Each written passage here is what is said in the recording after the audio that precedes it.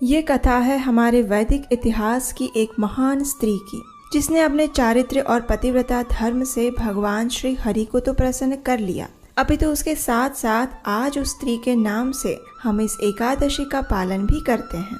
ये कथा एक ऐसे महान पुत्र की भी है जिसने 10 सिर वाले रावण को भी युद्ध में पराजित किया था। जी हाँ, प्रभु श्री रामचंद्र जी से पहले भी कोई व्यक्ति ऐसा था जिससे रावण को बुरी तरह से पराजय का सामना करना पड़ा था। और वो व्यक्ति कौन था, ये जानने के लिए चलिए पुरुषोत्तम मास की इस पवित्र पद्मिनी एकादशी व्रत कथा का प्रारंभ करते हैं।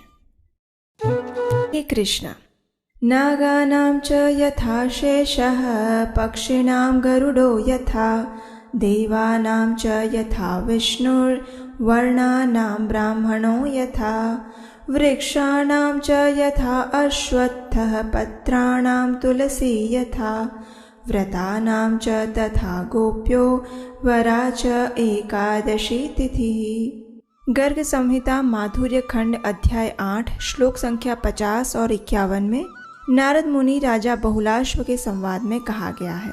हे गोपियों, जैसे नागों में शेष, पक्षियों में गरुड़, देवताओं में विष्णु, वर्णों में ब्राह्मण, वृक्षों में पीपल तथा पत्रों में तुलसी दल सबसे श्रेष्ठ हैं, उसी प्रकार व्रतों में एकादशी तिथि सर्वोत्तम है। और ऐसे ही परम पावनी एकादशी तिथि यानी पद्मिनी एकादशी, ये तिथि विशेष इसलिए भी है क्योंकि ये भगवान को प्रिय और अति दुर्लभ ऐसे पुरुषोत्तम मास में आ रही है। तो चलिए अधिक मास के शुक्ल पक्ष में आने वाले इस पद्मिनी एकादशी व्रत कथा का श्रवण करते हैं।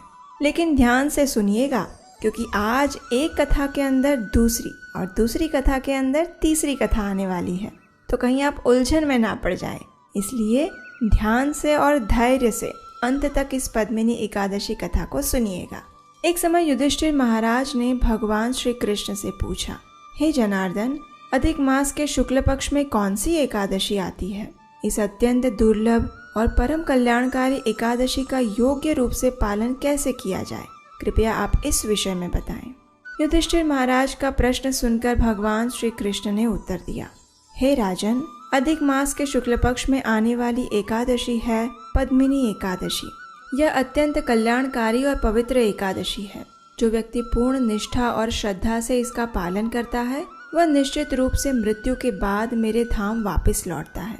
और यहाँ तक कि चतुर्मुख वाले ब्रह्मा जी भी इस एकादशी का संपूर्ण गुणगान नहीं कर पाते। हे अनघ, अब मैं तुम्हें वो पौराणिक कथा सुनाता हूँ जो एक समय पुलस्त्य ऋषि ने नारद मुनि को सुनाई थी। इतना कहकर भगवान श्री कृष्ण ने पुलत्स्य ऋषि द्वारा सुनाई गई कथा कहना प्रारंभ किया। एक दिन ऋषि पुलत्स्य और नारद मुनि के बीच संवाद हो रहा था।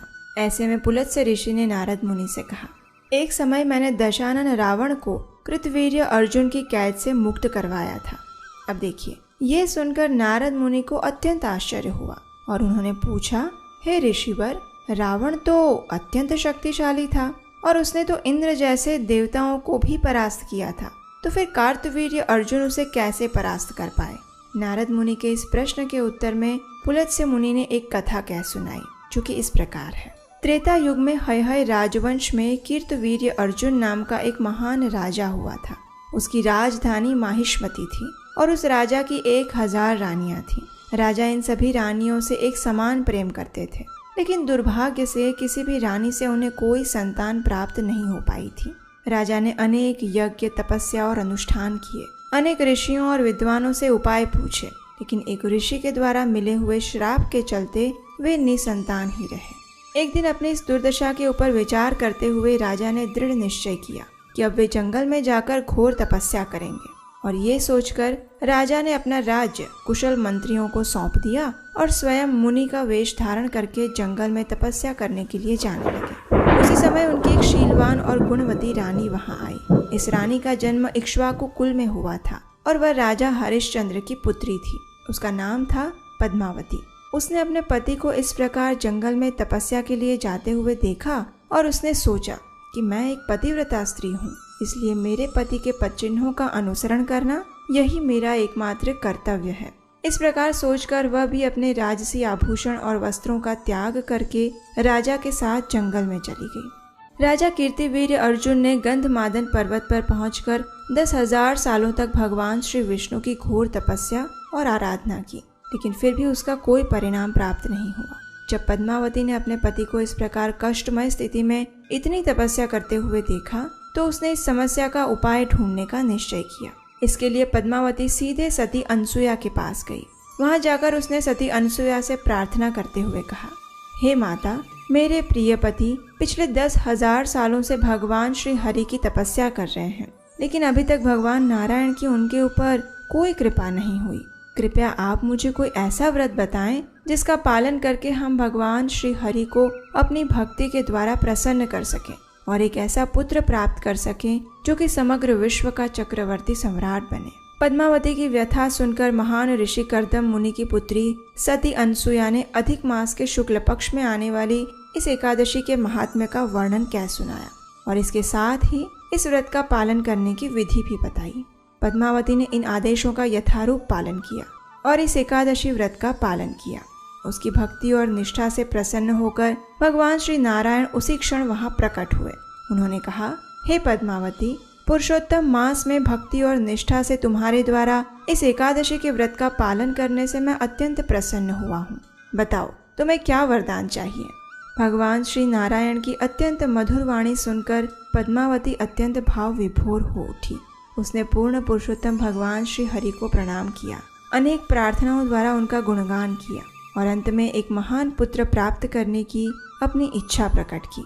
पद्मावती के वचन सुनकर भगवान श्री हरि ने कहा, पुरुषोत्तम मास से ज्यादा मुझे और कोई मास पसंद नहीं और इस अधिक मास में आने वाली एकादशी बाकी सभी एकादशियों में मुझे सबसे अधिक प्रिय है।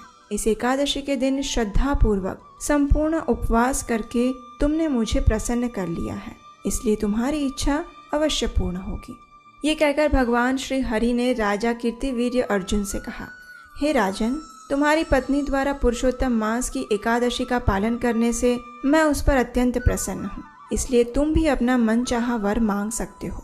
ये सुनकर राजा अत्यंत प्रसन्न हुए। उन्होंने भगवान से प्रार्थना करते हुए कहा, हे ब्रह्मांडपति, हे मधुसूदन, कृपया आप मुझे एक ऐसा पुत्र प्रदान करें जो किसी भी देवता, मनुष्य, असुर, दानव या अन्य जीव से कभी भी युद्ध में परास्त ना हो, जिसे केवल आप ही परास्त कर पाएं। भगवान श्री हरि ने उसी क्षण तथास्तु कहा और वहां से अदृश्य हो गए। राजा कीर्तिवीर्य अपनी पत्नी पद्मावती से अत्यंत प्रसन्न हुए। कुछ समय बाद रानी पद्मावती ने एक तेजस्वी पुत्र को जन्म दिया, जिसका नाम कार्तवीर्य अर्जुन पड़ा। तीनों लोकों में ये ऐसा तेजस्वी राजा बना जिसे भगवान श्री नारायण के सिवा कोई भी नहीं हरा पाया। उसकी माता पद्मावती द्वारा की गई तपस्या और भक्ति के कारण कार्तवीर्य अर्जुन 10 शीश वाले अत्यंत शक्तिशाली रावण को भी युद्ध में परास्त कर पाया।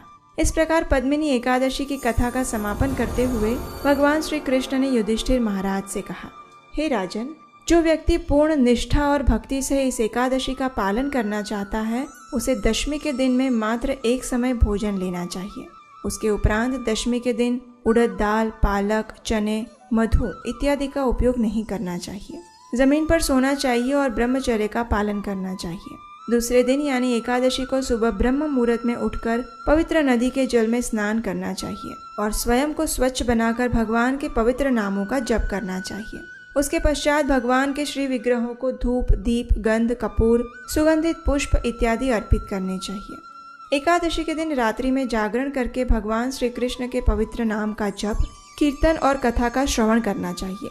अगले दिन द्वादशी पर प्रातः काल में स्नान इत्यादि से शुद्ध होकर भगवान श्री हरि की पूजा अर्चना करनी चाहिए और सुपात्र ब्राह्मण को भोजन तथा भगवान केशव के विग्रह के साथ जल से भरे हुए पात्र का दान देना चाहिए। इस प्रकार पद्मिनी एकादशी का पालन करने से मनुष्य को इस भौतिक जगत में हर प्रकार के सुख की प्राप्ति होगी और मृत्यु के बाद आध्यात्मिक जगत मिलेगा। तो ये थी भगवान श्री कृष्ण द्वारा कही गई पद्मिनी एकादशी की व्रत कथा और विधि। तो पद्मिनी एकादशी के इस शुभ अवसर पर आप हरे कृष्ण महामंत्र की कितनी माला का जप कर रहे हैं, ये हमें नीचे कमेंट बॉक्स में लिखकर जरूर बताइएगा।